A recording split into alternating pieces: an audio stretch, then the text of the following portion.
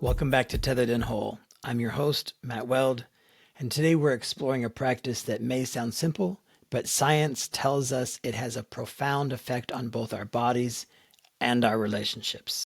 That is gratitude. Now, I'll be honest. Gratitude sometimes gets tossed around like a buzzword, and it sometimes makes me a little jittery. We hear it in staff meetings or see it in inspirational quotes on social media. But beneath the surface, there's real science here, especially for educators who live in a world of constant demands, emotional labor, and unpredictable stress. We've all had our own unique experience with gratitude over our lives.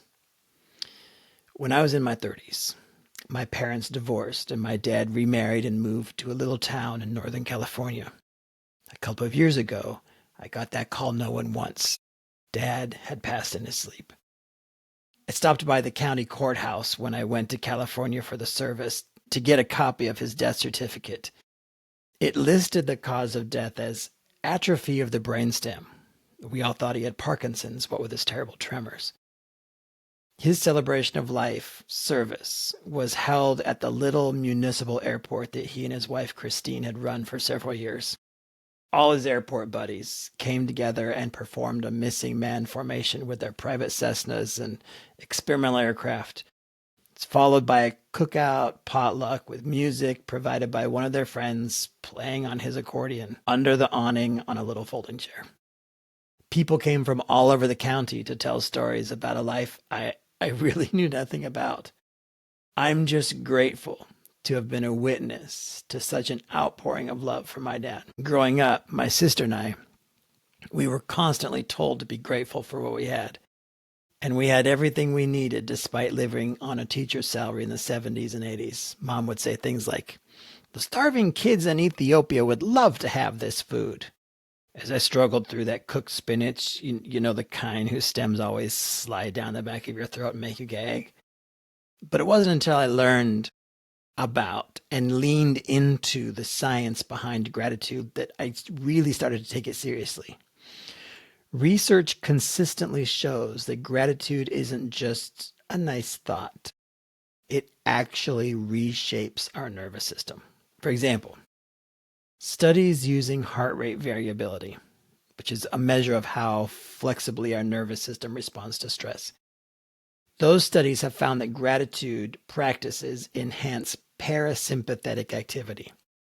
And that's the part of our nervous system that calms us down, slows our heart rate, and it restores balance after stress. One 2015 study published in Frontiers of Psychology found that participants who practiced gratitude journaling showed reduced inflammatory biomarkers and actually improved their sleep quality.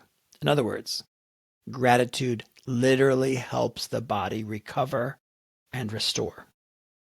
As educators, when we engage gratitude, even briefly, we're helping our nervous system step out of the constant fight or flight and into a state where we can think clearly, connect authentically, and sustain our energy for those kiddos. Gratitude also transforms how we relate to others. Psychologist Sarah Algo has shown that expressing gratitude deepens trust, strengthens bonds, and promotes pro-social behavior. It's like gratitude is some sort of special social glue. So think about it. When you thank a student genuinely, or when a colleague expresses appreciation to you, don't you feel more willing to give back, more connected to that relationship? That's gratitude at work. It shifts us from isolation to connection, from defensiveness to openness. And so what does this mean for us in schools? We're busy. We're pulled in a million different directions. Gratitude isn't about adding another task to your to-do list. It's about reframing small moments in your daily routine. Here are just a few ways to build gratitude into the rhythm of your day. First of all, it's called the morning reset.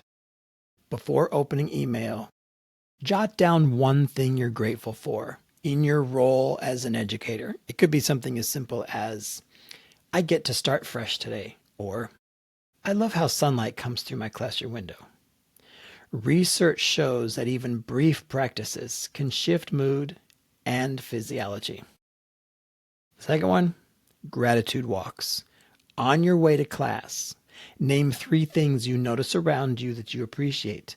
The laughter of the kids in the hallway, a supportive colleague's smile, or even the smell of coffee coming from the teacher's lounge. This grounds you into the present and calms your nervous system. The third one is called classroom gratitude rituals. End the day by asking students to share 1 rose from their day, such as a small gratitude. And studies show that collective gratitude practices build classroom cohesion and reduce behavioral and disruptions. Fourth one, gratitude letters. Once a week, make it on a schedule.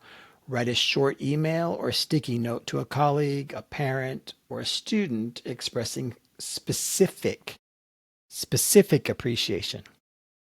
Research suggests that gratitude expressed outward strengthens relationships more than gratitude kept inside. And lastly, the bedtime bookend. Before you go to sleep at night, think of 1 challenge from the day and reframe it with gratitude. For example, that tough conversation with a student stretched my patience, but I'm grateful I had the chance to practice compassion. Here it is, folks. Gratitude is not about ignoring hardship. Teaching is hard, and pretending otherwise only leads to burnout. Instead, gratitude is about giving our brains and our bodies a counterweight, a chance to regulate, to connect, and to expand. As Dr. Robert Emmons, one of the leading researchers on gratitude, says, quote, "Gratitude amplifies the good, buffers against the bad, and rescues us from the mundane." So, here's your challenge for the week. Choose one of those strategies. Maybe a gratitude walk, maybe a quick morning reset, and commit to trying it for 5 days. And then at the end of those 5 days, notice how it shifts your stress level, your classroom interactions, and your sense of connection to your work. I'm not saying it's going to be the cure-all, but even a little bit of making things better is worth it. Because when we root ourselves in gratitude, we aren't just tethered and whole. We're also more present, more resilient, and more human. Thanks for listening. If this episode resonated, please leave a review, subscribe, and share it with a fellow teacher who could use a reminder of the power of gratitude. And I'll see you next time.